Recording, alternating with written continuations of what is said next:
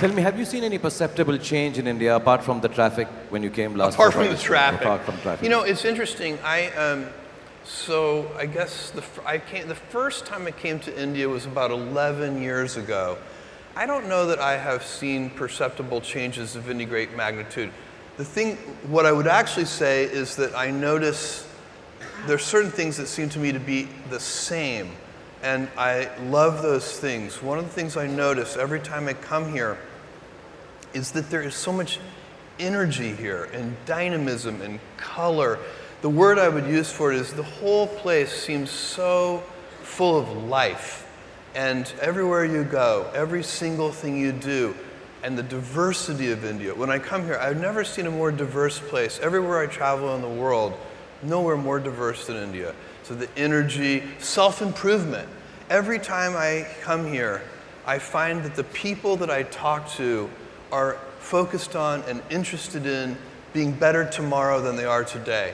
Everybody here seems to be focused on self-improvement. Did you think online retail would get this big? Oh, no. So, you know, when I started Amazon, it was 25 years ago. I started Amazon in 1994. When I went to seek investors, the first question I had to answer is, what is the internet? None of my investors had ever heard of the internet. And the idea that I had in mind was to build a bookstore. I realized that we could build a store which would have every book ever printed in any language, in print or out of print, and we could do that online. It would be impossible in a physical store, and that was the founding idea of Amazon. But did I expect what would happen today? No. You know, we started, I've been at Amazon when it was one person, me, when it was 10 people, when it was 100 people, when it was 1,000 people, and today, when it's more than 700,000 people and approaching 70,000 people just here in India. So, no, I did not predict that. And actually, I think if anybody had predicted that, they would have needed to be immediately institutionalized in a mental facility because it's not a normal thing to have happen. My dream when I started Amazon was that one day we might be able to afford a forklift. So it's been a very fun journey for me. And by the way, I still tap dance into work. I'm having so much fun. Is there anything you don't sell on Amazon? Anything we don't sell? Yeah. Or anything you tried to sell and didn't work? Anything you've decided not to there go are things through? we tried to sell that didn't work. We tried to sell a phone called the Fire Phone, and we worked on it for 4 years, and no one bought it. I think my mother bought one. And I don't think she was that happy with it. But no, there are things that we deliberately don't sell. We don't sell guns. We don't sell tobacco. There are things we don't sell, but and that we make deliberate decisions about. But other than those things, we try to sell everything that anyone might want to buy, and we're trying to make it as convenient as possible for people. You know, in the early 21st century, we're all busy. Everybody in this room is busy. And if you can save people time, let them spend more time with their families and with their friends and doing the things that they really enjoy, then you're doing them a real service. Most of the people here, Jeff, are from, lots of them I see, are from the film industry. And it was very heartening when Amazon started creating original content. Yeah. So we don't think of our films as just products, you know. Right. So there's a very clear demarcation, you know. Some of them think, we do a film for the creative fun of it, Yeah. for the artistry of it. Yes. Oh yeah, this one is for business. We don't look down upon it, but we clearly demarcate it. Yeah. So we know, this girl, this boy, artist, we won't make the money. This one is for money. Now you are into original content, the company's into original content in a big way. What's your stance on it?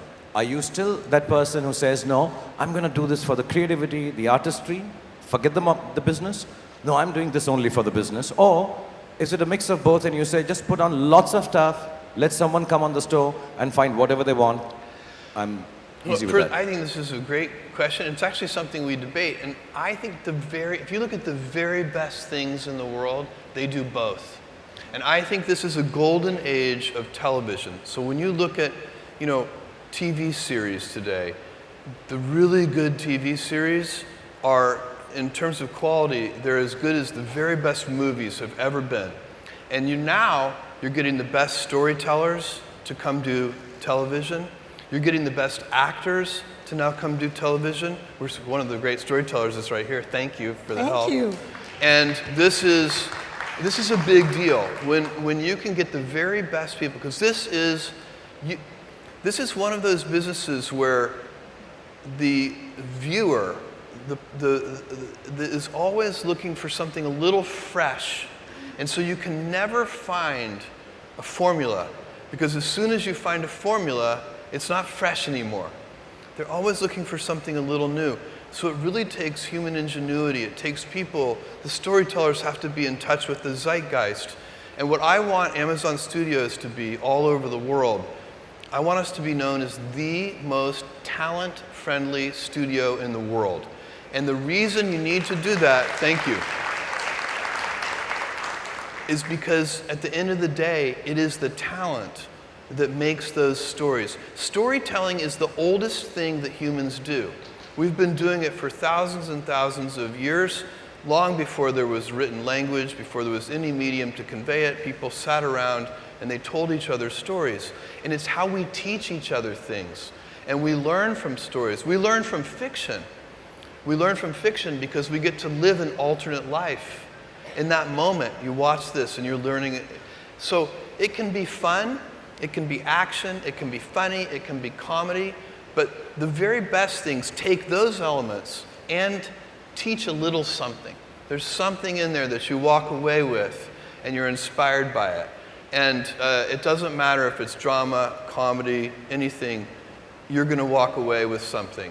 And there needs to be lightness. You know, you can't watch something that's just all heavy and you're like, oh my God, you know, I want to kill myself now. There also has to be that gesture. There has to be somebody who brings you out and lets you breathe a little bit. So this is so hard to do. That's why there is so many bad movies and so many bad TV shows, because it is one of the hardest things that humans do, is tell riveting, engaging, inspiring stories. But when you get it right, it's a lever that can change the world. Are you a competitive producer? Or my what? A competitive producer, and I don't mean business-wise, I mean creatively. Like, would you see a film or a show on another platform, like what you described, which is brilliant, and be like, why don't I have this? Well, I have regrets. I mean, we've turned down things that later were so good, I wish we hadn't turned them down. But we've also picked up things that other people turned down, and we've made them great. And so the truth is, the storytelling is infinite. If I tell a good story, it doesn't make your story bad. There is not, these are not substitute products. You know, so it is, I don't feel like you get the best results with storytelling by trying to make sure that other people's stories are worse than your stories. This is one of those things where there can be a lot of good stories in the world. You're really competing not against others, you're competing against just the complexity of how hard it is. That's why you guys have all seen this. If you're in the entertainment business, there are movies and TV shows where you know the people involved, and every one of those people is talented. And still the final product is bad. It happens. And because there's a little bit of mystery to it. We don't know how to do it perfectly. And that's what makes it so fun. Because there is an artistic element to it. It is not science. Is there something you think is a sheer waste of time? Look, there are a lot of things that are a waste of time. You know, when you think about your life, I think I often tell people that I work with, if you can get, because people have very high standards for how they want their work life to be, and I said, look, if you can get your work life to be where you enjoy half of it, that is amazing, because very few people ever achieve that. Because the truth is, everything comes with overhead. That's reality. Everything comes with pieces that you don't like. You could be a Supreme Court justice, and there's still going to be pieces of your job you don't like. You can be a university professor, and it's still going to be, you have to go to committee meetings, and you have to do things. You know, every job comes with pieces you don't like. And we need to say, that's just how, that's part of it. And not resent those pieces, or try not to, but also try to minimize them. I tell senior executives, you should have the least stress. You know, there's this weird, I think, false idea that CEOs, I'm a CEO, there's this false idea that CEOs are under the most stress. Well, I look at that, I'm like, why? You're in charge. Why don't you delegate the stress? It's your choice. And so you have to figure out how to set up your life in such a way that you can minimize the things. And I find people don't dislike hard work. What people dislike is being out of control. Like, they can't control their life. They can't control their environment. This happens to me when I get overscheduled. I hate being overscheduled.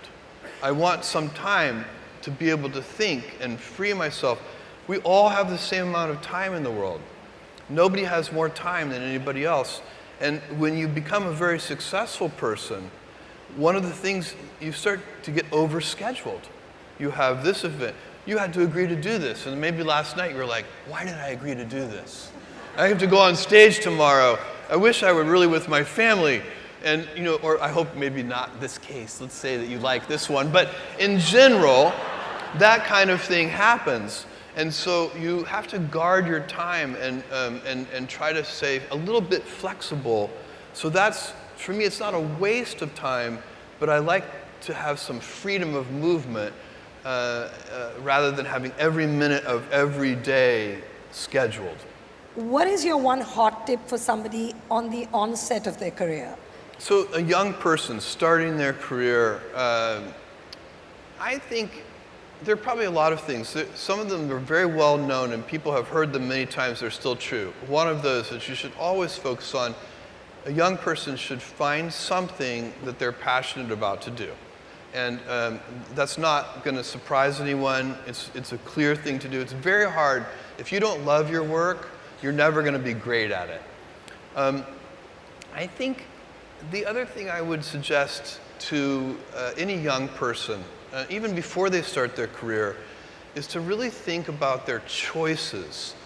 Because I find young people, and when I was young, I made this mistake too. You can get very fixed on your gifts. So everybody has gifts. You know, you have gifts and you have things that you didn't get gifted. Maybe you're extremely beautiful. Maybe you're extremely good at mathematics. Maybe there are a lot of things that you can be given. But those things can confuse you because they're not the things that construct your life. It's your choices that construct your life, not your gifts. You can celebrate your gifts. Be proud of them. Be happy of them. Actually, don't be proud of them. Be celebratory of them. But you can't be proud because they're gifts. They were given to you. You didn't earn them. You can only be proud of the things you earn. And so, as I got older, I started to realize I wasn't proud of my gifts. I was always good at school. School was always easy for me. And I was always proud that I was a great student. I got A's in all my classes. I was good at math, all of that. And I thought that's who I was. But it's not true. Those are the things that are gifts. What was hard for me is deciding to work hard, deciding to use my gifts in certain ways, to challenge myself, to do things that I didn't think I could do, to put myself in uncomfortable situations. We all I would say to a young person, you can choose a life of ease and comfort, or you can choose a life of service and adventure. Which one of those, when you're 90 years old, are you going to be more proud of? I want to know, Jeff, where I started from actually. Is there a job, if it wasn't Amazon, if it wasn't business related, is there something else? You started all over again at this age and stage and you took on a different profession. Would there be one that is close to your heart? I would be very curious today, if I were a young college student today, I would be very interested in biotechnology. I think biotechnology is just a fascinating arena that probably in the next 10 or 20 years, there's going to be a golden age of biotech. One of the golden ages that's happening right now before our eyes is also artificial intelligence and machine learning. So that's another arena that I would be very interested in. My backup career is I'm a very good bartender. So if all else fails, you'll see me at the local bar and I'll be making your drinks slowly, but they'll be good. If there's one thing you could have more of, what would that be? One thing I could have more of. I mean, the obvious answer is time. You know, it is time to do. I like time. I'm not efficient with my time because efficiency. There's an embedded assumption when you're being efficient, and the embedded assumption is that you know where you're going. And I like to wander because it's wandering that allows you to invent and to explore and to follow your curiosity. But wandering is very time consuming. And so if I could have one more thing, it would just be more time. So wonderful. A big round of applause for Jeff, for Zoya. Thank you so much.